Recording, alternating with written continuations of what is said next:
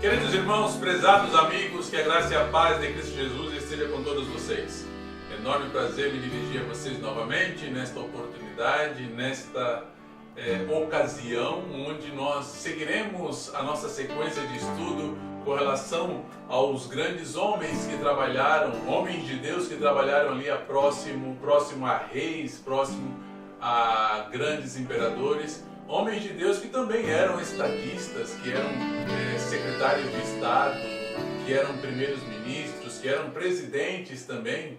Enfim, e com certeza nós estamos aí recebendo uma grande quantidade de ensinamentos para que possamos colocar em prática em nossa vida diária. Como aprender da fé desses homens, como aprender dos hábitos e costumes que estes grandes homens praticavam em sua vida e que foram instrumentos de Deus para levar a mensagem ou dar a mensagem nesses grandes impérios, o Império Babilônico ou no Império Medo-Persa, como nós estamos estudando até o momento.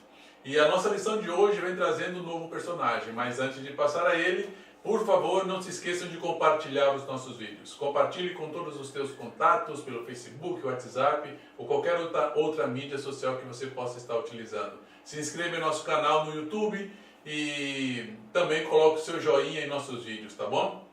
Não se esqueça de utilizar o material adicional que nós temos em nossa lição, ali a partir da página 135, onde estão as meditações para o culto matutino e para o culto vespertino. E continue também aí durante esse mês, até o dia 26, nós estamos tendo temas importantíssimos com relação à família. Continue também assistindo esses temas aí no seu templo, no templo onde você assiste, na igreja onde você assiste, e assimilando também esses ensinamentos que são muito importantes para as famílias. Beleza? Pois bem, que o nosso Deus possa nos guiar no nosso estudo, abrir nossas mentes, e o nosso personagem de hoje é Neemias. Neemias, que trabalhava ali também no Império Medo-Persa. Vejam só que nós ainda estamos no período em que governava, na lição de hoje ainda, né? Estamos ainda no período que governava Artaxerxes. O mesmo Artaxerxes que deu a ordem para Esdras, como estudamos na semana passada, para que ele e outros pudessem regressar a Jerusalém para trabalhar na reconstrução e edificação ali da cidade, como também para estabelecer o serviço no templo, o serviço religioso, como também ordenou a Esdras que estabelecesse magistrados e juízes para governar o povo, ou seja, houve aí então uma restauração da ordem civil, restauração religiosa e uma restauração da ordem civil também ali em Jerusalém. Passou-se algum tempo, logicamente, depois disso, houve diversos problemas ali em Jerusalém. Os próprios vizinhos de Jerusalém, samaritanos, Amon e outros, eles não estavam contentes com o fato de que a cidade de Jerusalém estava sendo restaurada, reconstruída nesses aspectos já mencionados, e causaram problemas, enviaram informações falsas até o rei, até que chegou um ponto que o rei mandou levantar ou mandou que se parasse de trabalhar na reconstrução de Jerusalém. O povo ali em Jerusalém também se acomodou, ficou mais preocupado em se defender de todos os inimigos vizinhos. Logicamente que tudo isso era um meio de Satanás para impedir que os propósitos de Deus fossem levados a cabo. No entanto, nós sabemos que isso é impossível.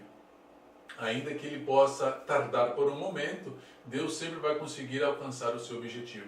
E para isso ele estava então levantando uma outra pessoa, preparando uma outra pessoa para que pudesse agora trabalhar ali em Jerusalém de uma maneira mais efetiva.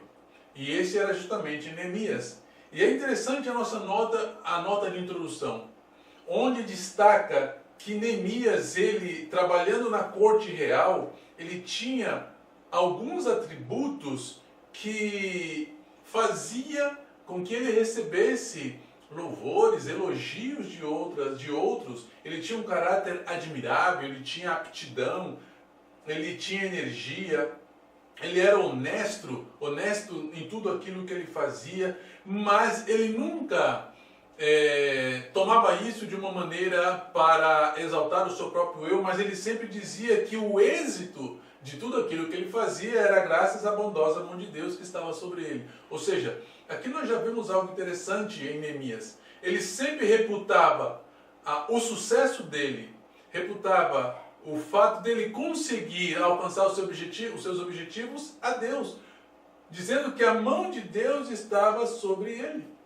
que a mão de Deus estava guiando a vida dele. Ou seja, ele não exaltava a si mesmo, senão ele exaltava o Senhor. Então vejamos só, queridos, todo o sucesso que você possa ter, toda a prosperidade que você possa ter, toda a qualidade de caráter, qualidade boa de caráter que você possa ter, tudo isso nós devemos reputar a Deus e dizer que é graças à bondosa mão de Deus que está sobre nós. E assim, desta maneira, nós estaremos reconhecendo a nossa necessidade de Deus e, por consequente, os talentos que há em nós, eles também irão se multiplicar em outros. Então, Neemias era um camarada muito interessante, Neemias era um camarada que tinha muitos dons e talentos, e era um camarada que seria utilizado por Deus nessa ocasião. Então, nós percebemos que ele tinha um interesse em Jerusalém, tanto é que um de seus irmãos, não sei se de sangue, eu não sei o fato de dizer irmão, porque por ser hebreu também, mas enfim, talvez tivesse algum tipo de relação familiar um pouco distante, mas um de seus irmãos, um de seus conhecidos, Hanani, regressando de Jerusalém, trazer notícias, e Neemias queria saber como estava ali o povo em Jerusalém, como estava a cidade. Depois de três decretos, depois de um terceiro decreto que foi o definitivo, ele queria saber como a cidade ficou, como estava o povo. Mas, infelizmente, as notícias que este homem Hanani deu a ele não foram das melhores, já que ele disse, em primeiro lugar, que o povo estava em grande miséria e desprezo. O povo estava sendo desprezado, o povo estava sendo humilhado, o muro ainda não havia sido terminado de completo, havia ainda muitas brechas para serem tapadas, as portas também ainda não haviam sido terminadas, e isso causou uma tristeza em Neemias, causou lamento. Poxa vida, a cidade de meus pais, onde está o sepulcro de meus pais, ainda está nessa situação, o povo sendo desprezado, na miséria, o templo do Senhor ainda sem ser terminado, passando por opróbrios por causa das nações vizinhas. Então tudo isso passou na mente de Neemias quando ele recebeu a notícia de Hanani da situação em que se encontrava Jerusalém e o povo. E ele então passou a jejuar, passou a orar a Deus, ao Deus do céu, pedindo que o ajudasse de alguma maneira, que desse a ele algum tipo de ideia, talvez, para que ele pudesse empreender algo, ou colocar a mão, ajudar a acabar com o opróbrio que estava sobre Jerusalém. Vejam só, queridos, o interesse de Neemias era quitar este desprezo, essa miséria com que era visto Jerusalém. Os outros olhavam para Jerusalém como se fosse algo desprezível. E isso não afetava unicamente o povo em si, mas diretamente o povo, o Deus a quem este povo adorava. Então Neemias, ele passou a orar e a jejuar. E sabendo que o povo estava passando por vexame, veja que lamentável, o povo lá em Jerusalém estava passando por vexames, estava passando por aflições. Os ritos do templo haviam sido perturbados, que haviam sido instituídos por Esdras. O povo de alguma maneira foi afetado pelos inimigos que ali estavam próximos a Jerusalém. Então, nós percebemos que tudo isso causou um efeito em Neemias. Logicamente que, diante de tudo isso, ele devia continuar com o seu trabalho ali na corte, ele tinha que atender o rei, ele tinha que continuar com as suas funções, E por algum tempo ele sempre manteve o semblante alegre, ele sempre se manteve como um bom servo. Mas chegou um momento que o rei percebeu a dor de Neemias, porque já houve um determinado dia que Neemias já não tinha como esconder a sua tristeza profunda, e o rei, veja só, em um gesto amável e amigável, dirigiu uma pergunta a Neemias: por que estás triste? Então veja só, logicamente que nenhum rei talvez agiria desta maneira. Se fosse talvez na época de Xerxes ou Assuero, talvez ele tivesse mandado imediatamente matar Neemias, porque ele estava com um semblante triste ali na corte, e isso não era aceitável, isso não era tolerável. Tanto é que quando o rei fez a pergunta, Neemias, diz o texto bíblico, temeu sobremaneira, porque ele sabia que na corte nenhum semblante triste, depressivo ou preocupado era aceitável. A nossa nota ali na parte final dele diz assim, nas salas de luxo e esplendor, todos deviam parecer alegres e felizes. A tristeza não devia lançar sombra sobre a face de qualquer assistente da realeza. Então, não era aceitável, não era tolerável. Por isso que Neemias temeu tanto. Mas ainda assim, Artaxerxes, ele lançou uma pergunta bondosa, amável. De alguma maneira ele demonstrou preocupação por aquilo que estava passando no coração do rei.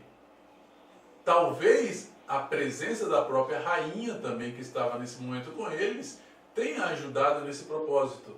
Mas Neemias então responde ao rei, responde ao rei de uma maneira que aquela oportunidade fosse aproveitada devidamente. Ou seja, ele vinha orando já por algum tempo, pedindo a Deus talvez a oportunidade apropriada para se dirigir ao rei, e a oportunidade foi dada.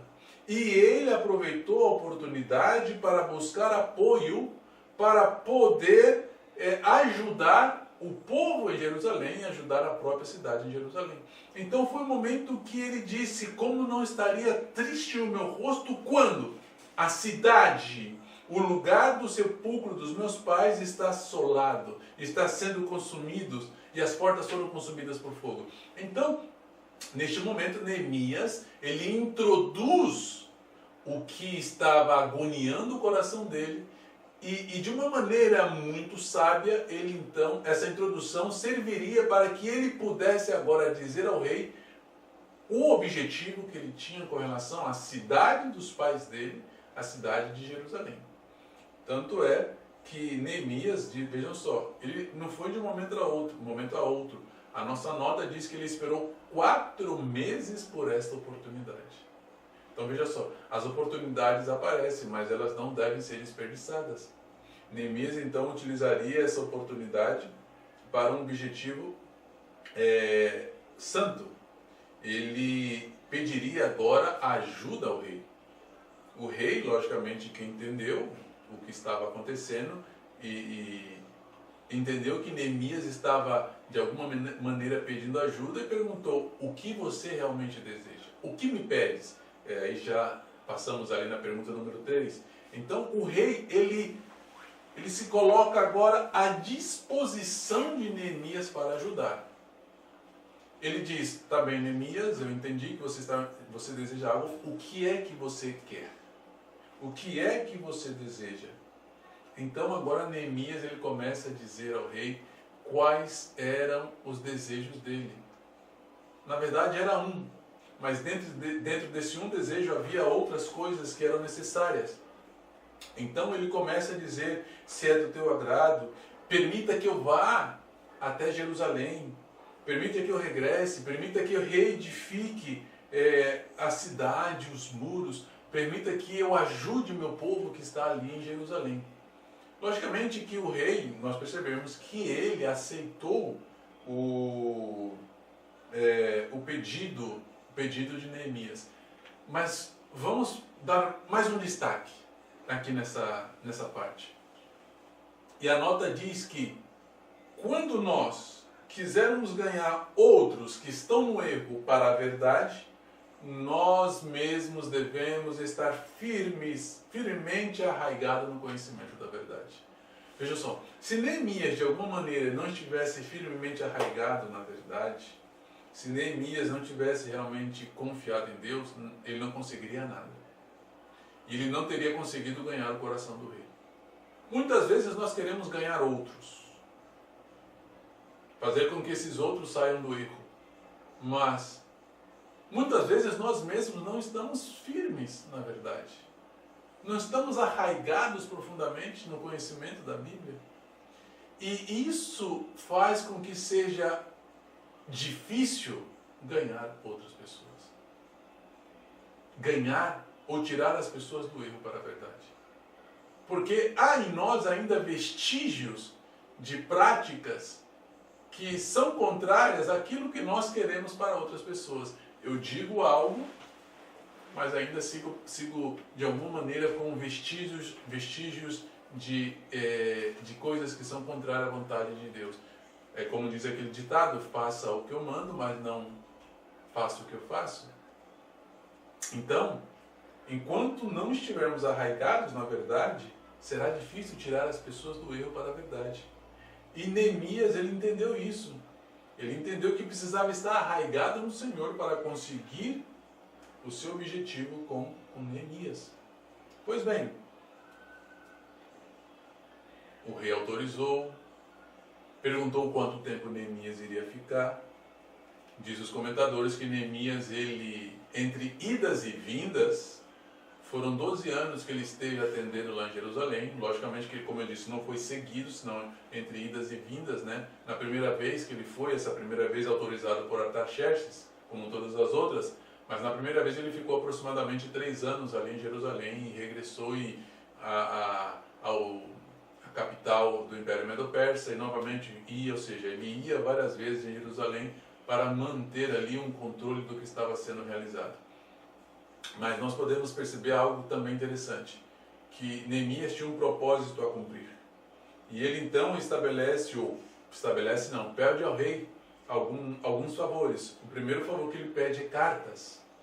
Cartas para os governadores que estavam além do rio. Ou seja, essa era uma maneira de se precaver. Ele sabia que havia inimigos ali próximo a Jerusalém. E estas cartas serviriam de proteção para ele próprio e também para o objetivo que ele iria realizar, que era a reconstrução de Jerusalém. Ele também pede autorização para poder utilizar a madeira, ou para retirar a madeira da floresta real. E veja só que ele pede a madeira para utilizar para 3 objetivos. Era para reconstruir as portas do palácio da casa, era talvez uma guarnição ou uma torre forte próximo ali em Jerusalém, que servia de proteção. Então a madeira seria utilizada para isso. Ele pede madeira também para poder reconstruir o muro e as portas da cidade. E ele também pede essa madeira para poder reconstruir a própria casa da família dele, o lugar onde ele ficaria ali em Jerusalém. Então, de tal maneira que ele faz pedidos específicos. Ele não faz pedidos que sejam assim amplos, senão ele é específico. E ele pediu, além disso, também uma escolta. Diz o texto que acompanhavam ele quando estava indo para Jerusalém, capitães do exército e cavaleiros. Ou seja, uma escolta acompanhava Neemias, garantindo assim que realmente ele estava indo em nome do rei. Então, os governadores de além-rio não podiam impedi-lo de qualquer coisa. Ademais que também essa escolta serviria para proteger o próprio Neemias. Então vejam só que Neemias ele conseguiu ganhar o coração do rei. E não é a primeira vez que Artaxerxes age dessa maneira. Nós já vimos que com Esdras ele também foi bondoso, ele foi generoso e ele próprio e seus conselheiros doaram também para restabelecer o templo, restabelecer a cidade. Aqui novamente nós percebemos que ele, Neemias, consegue fazer com que o rei ceda e conceda a ele os pedidos que ele havia feito. E isso que Artaxerxes é inconstante, né? Era um rei inconstante. No mesmo momento que ele permitiu que Esdras regressasse, depois de um tempo ele cortou todos os benefícios e não permitiu que a cidade fosse construída. E agora novamente ele volta, e fora outras atitudes que são mencionadas na vida de Artaxerxes. Mas, dado que Artaxerxes cedeu aos pedidos de Neemias, como também aos pedidos de Esdras, foi o mesmo espírito que obrou lá em Esdras, obrou aqui em Neemias também. Foi resultado da influência divina. Foi resultado da influência do Espírito Santo no coração de Artaxerxes. Ou seja, esses homens, tanto Esdras como Neemias, eram homens de oração. Neemias ficou orando por aproximadamente 4 meses antes de ter a oportunidade de falar com o rei. Desta maneira ele alcançou o seu objetivo. Veja só, tem uma parte da nota, infelizmente eu não sublinhei, onde diz que nós não devemos temer solicitar algo aos poderosos. Porque quando nós solicitamos algo aos poderosos para o bem da obra de Deus, de alguma maneira nós estamos também apresentando a eles o verdadeiro Deus. E Deus, com sua influência divina, vai trabalhar no coração dessas pessoas para que eles possam ceder aos pedidos dos filhos de Deus. Então, dessa maneira foi com que Neemias dessa maneira foi com que o Espírito Santo trabalhou mais uma vez no coração de Artaxerxes, para que ele pudesse ceder e conceder os pedidos que Neemias estava fazendo para poder regressar a Jerusalém. Muito bem. Pois bem, Neemias regressa, uma viagem longa, com certeza, até Jerusalém. E a primeira coisa que ele faz quando chega em Jerusalém é descansar. Ele descansou depois de uma viagem longa, 3 dias. E, seguido a isso, ele faz uma análise da situação. Veja só, ele chegou de uma maneira discreta, ele não disse porque ele estava ali. Talvez não tão discreta, né? Imagine só, chegar um servo do rei acompanhado de capitães, acompanhados de cavaleiros do exército, de todo um aparato militar que estava acompanhando ele. Então não foi tão discreto assim. Isso chamou a atenção, logicamente, dos que estavam em Jerusalém, chamou a atenção de outras governadores que estavam ali em volta, de outros homens, como nós vamos ver mais adiante. Mas o que foi discreto foi o fato de que Neemias não contou o porquê ele estava ali. Após os seus 3 dias de descanso, ele então sai durante a noite ainda, veja só, para fazer uma análise. Quando ele então vê a real situação da cidade, ele fica ainda mais angustiado, mais triste, porque ele percebeu que realmente a cidade ela estava em ruína. Apesar do muito que havia sido feito por Esdras antes dele, ainda faltava muito por fazer. O povo havia abandonado o trabalho da reconstrução. O povo havia deixado de lado o cuidar dos muros, havia deixado de lado o cuidar do serviço no templo. Ou seja, muita coisa foi deixada de lado. E como eu disse a princípio, quando nós deixamos aquilo que representa a Deus de lado, atrai o opróbrio, e atrai o desprezo, e atrai também a vergonha. E veja só que interessante, esta análise que faz Neemias da situação de Jerusalém, ela é tomada como um símbolo da situação da igreja. Porque a nota diz que a igreja ela pode ser comparada, ou ela é comparada a esta Jerusalém desta época. Há muitas coisas, ou há diversas, ou algumas coisas que estão erradas dentro da igreja. E se é feita uma análise desta situação, vamos perceber que a situação ela é um pouco mais difícil. E a nota diz assim, que é do modo que Neemias contemplou a Jerusalém, que os anjos de Deus contemplam a condição da igreja de Cristo. Como está a igreja de Cristo? Será que nós estamos reparando ou agindo como reparadores dos muros? Ou será que estamos deixando as brechas abertas? Ou talvez estejamos abrindo ainda mais as brechas? Ou talvez vejamos as brechas abertas e não fazemos nada para fechar essas brechas? Não fazemos nada para reconstruir o muro, não fazemos nada para reconstruir ou restabelecer o serviço religioso. Enquanto isso, as nações vizinhas estão zombando do povo de Deus, rindo do povo de Deus, e isso afetando a nossa própria relação com Deus. Nos acostumamos tanto aos males existentes dentro de Jerusalém, dentro da igreja, que isso já faz com que nós estejamos acomodados e não queiramos sair da nossa zona de conforto. Estamos tranquilos ali. É uma situação que talvez nos agrade. Era a situação do povo ali em Jerusalém. Eles estavam tranquilos, no sentido de que não estavam preocupados mais em querer restaurar a cidade, o muro, porque não tinham forças para isso. Era necessário que alguém viesse e reanimasse aquele povo. Neemias, ele estava com o coração carregado de tristeza, assim como os muros estavam em ruína. Os anjos de Deus muitas vezes estão também com o seu coração carregado de tristeza pela condição com que nós, Igreja de Deus, estamos agindo, não reparando as brechas. Não se esqueça, nós somos chamados de reparadores de brechas, reparadores de veredas antigas. E o que estamos fazendo para restaurar aquilo que Deus nos encarregou? Devemos nos empenhar ao máximo para isso.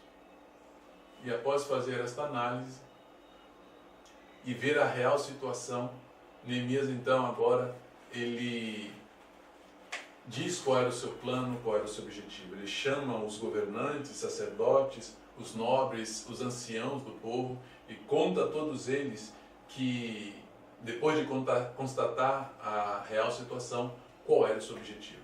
Restaurar. Ele conta como o rei foi benevolente com ele, como o rei foi bondoso com ele, dando aquilo que eles precisavam para fazer aquele trabalho, de reconstruir o muro. E ele então fez um chamado a todos eles: vinde, pois, e reedifiquemos o muro de Jerusalém, e não sejamos mais um opróbrio. Veja que interessante. A nossa condição, ou a condição do povo de Deus, faz com que sejamos opróbrio. E se somos opróbrio, por nos chamarmos povo de Deus, o nosso Deus também ele passa a ser envergonhado. Em tudo, sabe o que nós fazemos? Em tudo. Nos nossos princípios, na nossa maneira de vestir, no nosso canto, nos nossos templos, que muitas vezes, muitas vezes mais por, como posso dizer, por incompetência do que por falta do material apropriado para fazer. Às vezes nós pensamos, Deus ele está acostumado com básico, com simples. É verdade, sabe? Mas muitas vezes nós não queremos dar o melhor para Deus, às vezes damos o melhor para nós mesmos. Aconteceu nessa época também, onde o povo estava mais preocupado, naquela ocasião, em ter as suas casas luxuosas, enquanto o muro e o templo de Deus estava lá, simplesinho, algo bem simples, básico, beirando a ruína. E Deus condenou aquilo. Então, queridos, nós não devemos ser opróbrio. Neemias fez o chamado e o povo atendeu e disseram: levantemo-nos e edificaremos e nos esforçaremos de mão a mão para reedificar o muro. É isso que deve acontecer no povo de Deus. Precisamos hoje de Neemias. Você pode ser um Neemias. Eu tenho que ser um Neemias. Devemos ter esse espírito de ter esta vontade de fazer com que o povo de Deus possa representá-lo dignamente aqui nessa terra. Mas não nos esqueçamos que diante de tudo isso sempre virão as críticas. E Neemias encontrou críticas, e Neemias encontrou empecilhos. Havia homens ali que queriam impedi-lo de levar avante aquele trabalho, que não estavam contentes que a cidade de Jerusalém estava sendo reedificada. Haverá pessoas que ficarão também com raiva quando nós quisermos restabelecer aquilo que é correto dentro do povo de Deus. Pessoas que vão tentar colocar armadilhas como colocaram para Neemias, para impedi-lo de prosseguir com a obra. Mas Neemias, ele estava com Deus e ele percebia os perigos, mas mesmo sabendo dos perigos e das dificuldades, Neemias, ele em nenhum momento deixaria de cumprir com o seu objetivo. Sabe quanto tempo eles levaram para poder construir o muro? 52 dias. O que não foi feito em muitos anos, Neemias fez em 52 dias. Logicamente que boa parte já estava construída por Esdras e pelos outros, mas ainda assim, terminar o muro em 52 dias foi um trabalho rápido e árduo.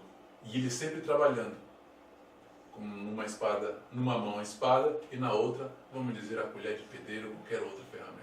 O importante que eu quero destacar é que sim, nós podemos e devemos restaurar aquilo que está mal dentro de Jerusalém, dentro da igreja. E nós somos aqueles que devemos empreender isso.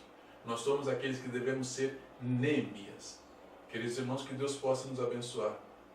Que possamos ter esse espírito de Neemias. Sobretudo, devemos ter um espírito de oração, um espírito de submissão ao nosso Deus, um espírito de reconhecer a nossa necessidade de Deus, o espírito de saber que nós somos reformadores, que somos reparadores de brechas e que estamos neste mundo para representar o nosso Deus dignamente em tudo que somos, fazemos e temos.